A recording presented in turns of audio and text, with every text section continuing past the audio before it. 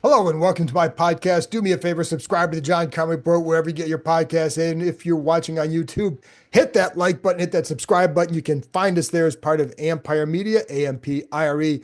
Always much appreciated when you tune in. Don't forget, you can read my work on ESPN.com. We have a free agent tracker that tracks all the Commanders' moves, tracks all the moves by every team in the NFL. So you can go there and check it out with analysis of each pick, and it's one-stop shopping to find out about the Commanders picks or signings, moves, and as well as any other team in the NFL. So if you want to find out what people think about what the Cowboys have done, etc., go there. It's all there for you. Anyway, Commanders have made a few signings today. I'm wrapping this up as I talk. It's 9:15, about 9:15 on Wednesday night, first day of free agency. So if anything happens beyond this point, then you'll have to hear about it later or go to ESPN.com because there will be analysis up there. In fact, right before I was getting ready to tape this, they made another signing. So we'll get to all those signings in a minute. There were three today that are going to add depth if nothing else. So, but they also brought back quarterback Marcus Mariota, a very good signing. Listen, back in June, I was hearing what a good influence and presence he was for Jaden Daniels and how much Daniels liked having him around. That was back in the spring, and it got only better. So you don't just want to have a guy just for that reason. He showed he could go play against when he had to go in against Carolina, when he had to play against Dallas. He looked really good. Um, but it was also just the way he could help Jaden Daniels. He's been through a lot of the stuff that Jaden Daniels has been through. He had good success early and then he did not. So, what could he help Daniels with to help keep him on that track, but also just guidance? And Daniels is very good at picking the brain of veteran players, especially guys like Mariota, Wagner, Zach Ertz, Terry McLaurin, Jeremy Reeves, among others. So just a good signing. I know they were going to bring back Jeff Driscoll if Mariota went somewhere else. Mariota is waiting to see if there was a place he could go compete for a starting job, not be handed to him. I don't think anybody's going to do that, but would anybody give him a chance to compete? He did do well in those games, but that didn't arise. And I also wondered if he wouldn't want to be closer to home in Oregon because he's got a young family, just had another one born in December, but he liked being here. I thought it was going to be either here or somewhere closer to his home or somewhere he had a place to start. So, anyways, he's back. Good signing. Derek Forrest, he's off to Buffalo. And I always liked Derek. I thought he handled his situation well this year. I understand why others were ahead of him, and they warranted that. But I think he's a good dude. I think he's good in the locker room. And like I said, I felt like he handled his situation like a true pro. And I remember I would go up and talk to him and say, "Hey, how you doing?" He's like, I'm doing well. Like he was always, and you just check in on him, how guys doing. He always would say that. He never looked down. I'm sure it ate him up because if you're a competitor, it eats you up. But how do you handle it? And I thought he handled it very well. So whatever he does, I always appreciated and respected how he did that. And then Benjamin St. Juste going to the Chargers. So he's gone. I didn't think he'd be back. I didn't think Forrest would be back either. I told you guys that before.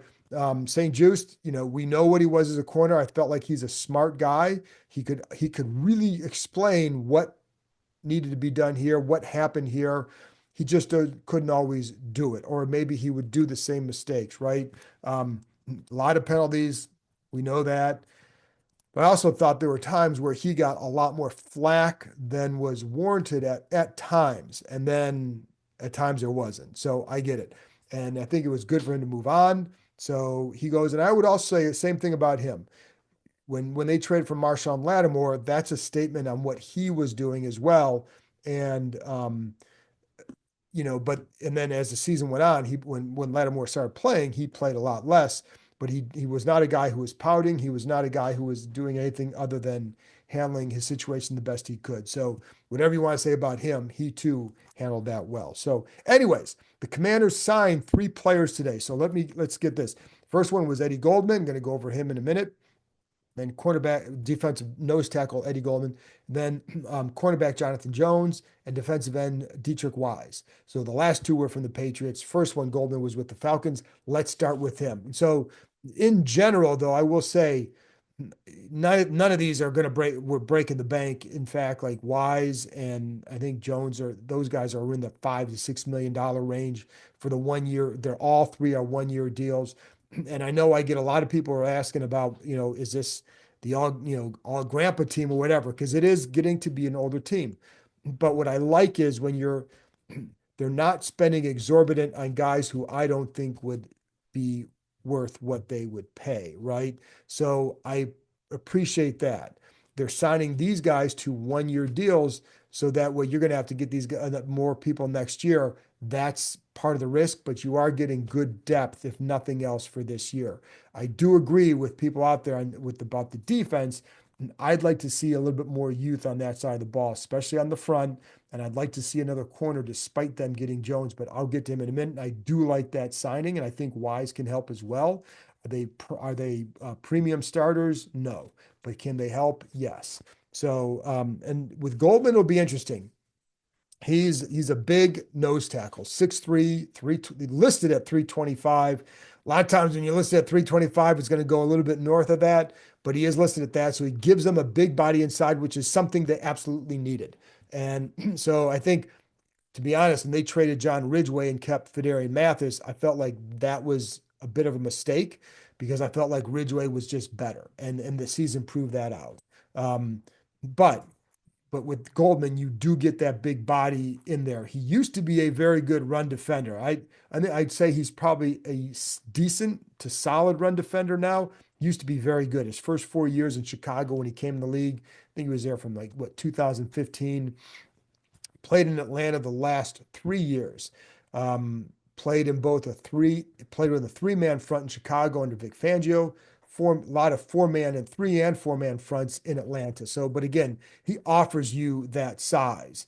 Um, Question I have is, this is a guy who did retire or unretired twice. So you wonder about somebody who's, what's the motivation for him to keep playing? Is it he just missed it? What is that? And so, but he's clearly coming back up here. He's coming up here. He's from the DC area. So it's a chance for him to come play at home, and it's just for 1 year. So, you know, if he can go out there and help the run, that's great. And I think he can do that. And especially like, think of it this way too. When you look at for him, I'm going to check my phone because stuff keeps buzzing. But when you look at for him, like he can play over the nose. So when they want to use some of those bigger defensive line sets, he's going to be good for that. He's a guy that will be part of the rotation. That's it. So like when they go into they like to run, last year they like to run those three defensive tackle sets. Well, a lot of times they're putting Johnny Newton over the nose with Jonathan Allen and then Daron Payne with Allen as a three tech and then Payne out as an end. Well, now you can put Goldman over the nose, and then you could still have Payne as an end, but Newton as a three tech. That's where they like him best. So I think this is going to help him. So just this little move, I think, will help Johnny Newton.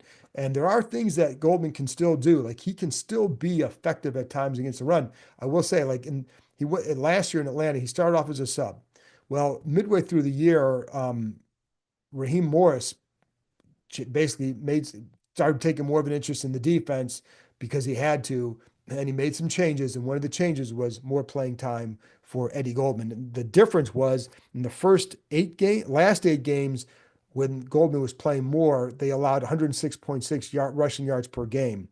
The first 8 games, I think it was 8 or 9 games, 133.1 yards rushing per game. Now, I don't think it's going to all be because of Goldman, but he was one of the changes. And there are still things he can do. He does give you power in the middle because that he's got that strength. He's not going to really threaten you as a pass rusher. He's kind of plays in a little bit of a phone booth, so he's not going to be making plays off tackle, getting over there because of his quickness. That's not his game. He can eat up space in the middle, and that's what he does. There was one play against the Eagles I saw where it's a first down and goal from the 8, and he splits the guard and the left guard and center, and they try to double team him, but he plays with power. The guard tries to block down. He holds his ground. Running back gets off to his left. He gets out of that double team, pushed back, rolls over and grabs the play. And in fact, I put that little clip up here on YouTube for those who want to go check it out. But just a good play with power. Now, there's plays where he's not making doing anything. That's fine. There's going to be a lot of those too. But that's the thing that he can offer this team is some power in the middle. They did not have that big guy. He's not costly at all. So it's not a big risk here with him. I would still add more to this front because I just think you need to get some more young guys up there because they are older up there. I do like Dorrance Armstrong up there, and Deron Payne can still play. Now, is he he's not a Pro Bowler anymore, and hasn't been, but he can still play. So, how much better does it make the defense? I don't know, but it does give them something that they needed. It's not the edge rusher, it's not the lockdown corner, but it is a guy who can help you in the middle. So, there you go. That's one little thing that they wanted that you can cross off the list for that. Now, again, you know, understand who he is, but he does provide a something that they needed. All right, now let's go to cornerback Jonathan Jones. It's funny because when I was kind of going over the list of guys that were available today for corners, he was a guy that intrigued me because of his versatility. But what is the thing that I always tell you that Dan Quinn likes those big corners? So I'm just like, maybe not because he's only about 5'10". He's a lot like Sammer still. But what I have to take into consideration is how much he likes a certain type of mentality. That's what Jones offers. Jones offers that what they would call the tough dog ass competitor. That's what he is. So you got a guy like him, you got Lattimore who's like that, just has to play at a higher level. But then you also, I think, Will Harris, the safety they signed from the Saints, has some of that as well. Like he arrives with some pop. But I think that's one of the things that they really like about Jonathan Jones. And also keep in mind, that Adam Peters has a good relationship with Bill Belichick, and Belichick obviously coached Jonathan Jones and knows him very well.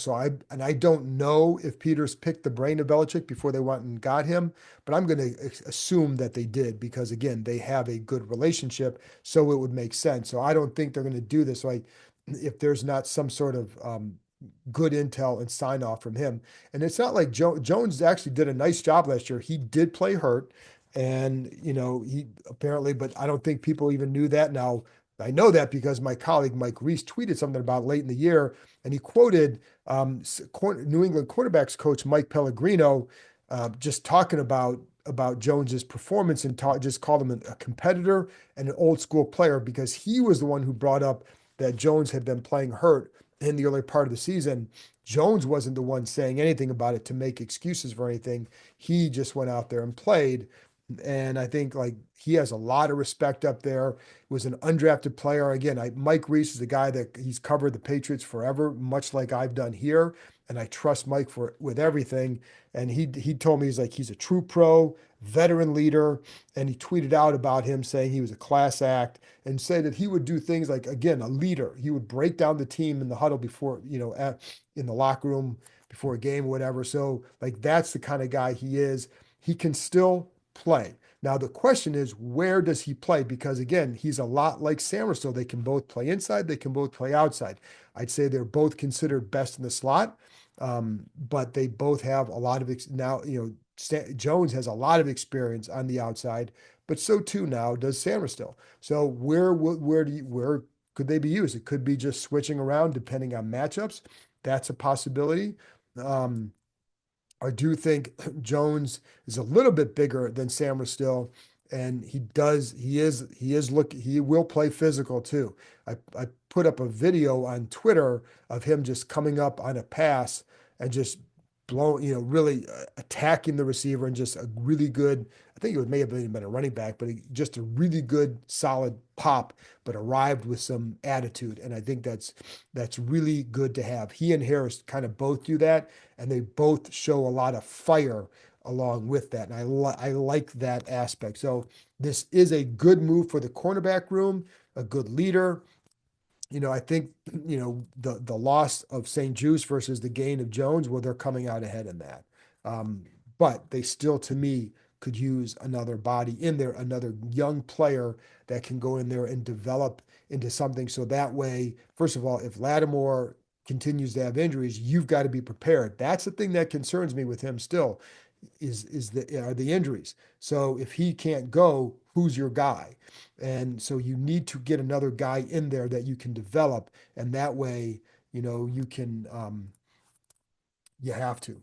You just have to. So there you go. I don't know if they're going to be able to get that, but they really would be wise to do that. But on the other hand, you still need a defensive end. And I think you could still use a defensive end in the draft, running back, and you only have the 5 picks. So they've got to be very smart with it. And maybe, again, if in an ideal world, they're able to trade back or accumulate more picks in the top 3 rounds or even the 4th round to get a running back, whatever. So, anyways, but that's for another day. But Jones, like I said, Jones can still play.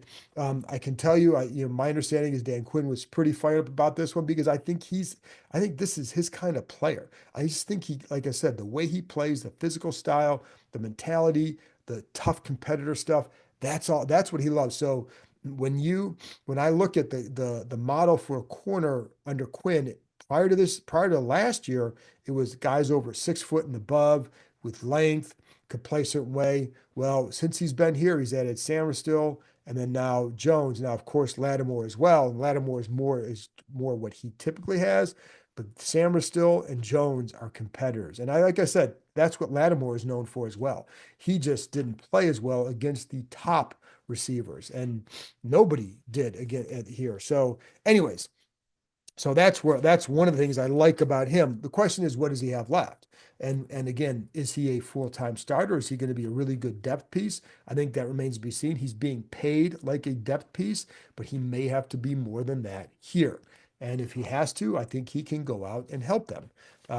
Is it the best corner room in the NFL? No, but I think so much of this depends on how Lattimore progresses next year, or just what level he can still play at. Is he an up and down corner? Is he really good one week and then not the next? I don't know. But if he gets back to what they hope he was when they traded for him, then it looks a lot different. Otherwise, then you could have some issues. But like I said, when I watched a couple of things that jumped out when I watched some tape of Jones tonight is just, first of all, he seems to have a really good understanding of routes, route concepts, what guys are going to try and run from where, because he always seemed to be in the right position to defend certain routes. Like really just, he was breaking with the receiver on the routes, whether he's covering inside, covering outside, the way he played zone with very good, I felt like he played zone with very good vision and positioning. I think which obviously is very important in a zone, of course. And so that's all good. And I think he did that well. And then there are times where a couple things. Again, he's only 5'10", but he gets lower in his stance. Not like super, super low, but he does get lower. And it's funny because I was watching him versus one of the other corners on the Patriots one time, and just like the difference in how their stance is when they're, how low he was, just a little enough lower that when he's backpedaling, he's able to drive on the ball. And I saw one play, in fact, I'm putting up just a little some screenshots, excuse me, thank you. Some screenshots of him, just what I'm talking about, just how low he would get, his ability to drive on the ball, and the end result, which is a ball from Joe Burrow that was thrown very wide because of where he was, because of his positioning after driving on the ball. So he still offers you something. It just depends what level. And then again, are you expecting to be a 17-game starter, or are you going to go out and get another piece, which I think they should do, and add more to a room where you need more. They also re-signed Kayvon Seymour, but they still need more, folks. But I did like what I saw from Jones in the couple games I watched, and just the things you hear about him in the locker room, et cetera, et cetera, et cetera, that I think he'll be good. But what I talked about too, so he has good speed, but because of the ability to break, one of the things you notice too is that there were multiple times where I saw a receiver try to throw a double move on him, but because he plays with good patience, vision, it doesn't seem to be panic in his movement. And he's also has enough confidence in him so that he can provide a little bit of a cushion with the receiver in some of those coverages to where you can kind of hesitate if it's a double move and recover. And that's what he did well because I didn't see the double move hurting him in the couple games I watched. I was only able to watch about 2 games worth of stuff, but that's what I saw. So, anyways, I do like that signing. I think he's a good signing for them. And again, this is we're not talking about Jalen Ramsey in his prime here, but we are talking about a guy that's going to be good in that room, good in the locker room, and I think he can still help him on the field. So then the next guy they signed was Dietrich Wise, and I, honest to God, I was getting ready to record this, and that's what popped. So a defensive end from New England. Yes, another guy 30 and the 30 and over crowd. Again, I know what you're saying, and I agree. Like this is they are getting older. It is, is this I don't view this as loading up for a Super Bowl run per se. I think you're going to try and do that every year with Jaden Daniels because it's not like we're talking about certain level of players. These are guys are just more depth pieces. And I think that's what, and specific roles as well. I think that's where Wise is. Like he's been in the NFL for 8 years. He played with New England for 8 years. So like Jones, he's won a Super Bowl. So that's always good to add too, to have guys who do that, who come from programs that worked a certain way. Now, the last several years, the Patriots haven't been very good, but they did have when they came in the league, he and Jones, they had to work a certain way, and there was just expectation. That's the expectation that's now here. So I think those kind of guys will probably very much appreciate getting back to a situation. We're not talking about the Patriots here yet, but we are talking about a place that has a certain standard and also, won 12 games a year ago and has a really good young quarterback. So I think there's some good things for them, but I do view him as a role player. Wise, again, his deal is around 5 million. I think it is $5 million. He's a three-time captain in New England, so another guy that has leadership skills. I think that defensive line room could use that. I think Dorrance Armstrong can give you some of that as well, but I do think that's a good thing to add. But he's 6'5", 280, good length, but he's more of a power player, so he's more of a guy that can help stop the run. That's also what they needed. And I think that's so like a lot of these moves have been made. Like Jones can defend the run as well. If he's in the slot, he's going to be a good he will stick his nose in there, man. So and with a guy like that, it's not about 2 and 3 yard runs. It's about stopping the 60-yard runs, right? That's what he can do. Now it's not like those guys are perfect and make every tackle, but Jones does give you that as a corner. And so Sanders still sticks his nose in there as well. But I do think that helps. And I think with Goldman, you bring him in here to stop the run. I think with Wise, you're bringing him here to help against the run. They need to do that because we saw what Saquon Barkley did. Like we saw what everybody did against his run defense. And that has to happen. I told you too, like the number one thing Quinn wants is guys who can affect the passer. Well, short of that, you better stop something. And that's got to be the run because they actually did better against the pass, believe it or not. But the run defense was just dreadful. That has to improve. And so all these defensive moves so far, to me, even with Kinlaw. Now I don't. Again, with Kinlaw, we talked about him enough, and it could just well be that he is just they shift him out to end, and can he help there? I don't know. We'll see. But it just adds more pieces to that front. So, and they are paying Kinlaw like he's a starter, right? That's especially compared to these other guys. Anyways, so Wise, we'll see. I haven't had a chance to study him yet. I do know a little bit about him just from that, but I do think it's more about the run defense again with some pass rush moves. I think he had like 5 sacks last year, so he has the length. Maybe you can threaten a little bit, maybe a little bit, but just if you can set the edge and set and help against the run, then that's going to be a big help here because one of the biggest problems they had was the inconsistency at setting the edge against the run, and it made a big difference. You give me Johnny Newton inside with that quickness. If you can set the edge, he's going to make some plays there for you. Anyway, so that's all. That's what they got. We still need to see more action on that defense. And again, I know what you're saying. I agree with you. You still need to get younger. The problem is, or one of the things I do like is they're not throwing crazy money out there just to appease what everybody thinks they should do. Like, I think there's very much a plan for what they want to do and how they see things. And I think, so it's funny because I'm looking at social media and it's March 12th and some people are panicking already about what the defense is and all that. It's March 12th. There's 6 months left. So just take a deep breath and exhale because there's still more things to be done. Now, will they get that impact defensive player they need? Maybe not. But can you add more good pieces? Yes. Can you make it a better defense still? Yes. I think these moves, I think Jones in particular. I think Wise can help. I think Goldman can help. Again, they're not all stars at this, but can they help? That's what they need. They just need more guys who can help. I like what Sheldon Day did last year, but he was also undersized as a backup tackle. You got now have you have three, another big tackle, and depending on how they see Kinlaw, he could move inside too at times because that's where he's been.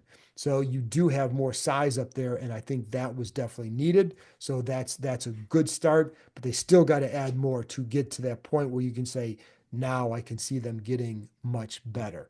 But the draft will help with that. And then other moves, there are going to be guys cut after the draft. There's still more guys out there. They've got to find a pass rushing defensive end. Dante Fowler's still out there, of course.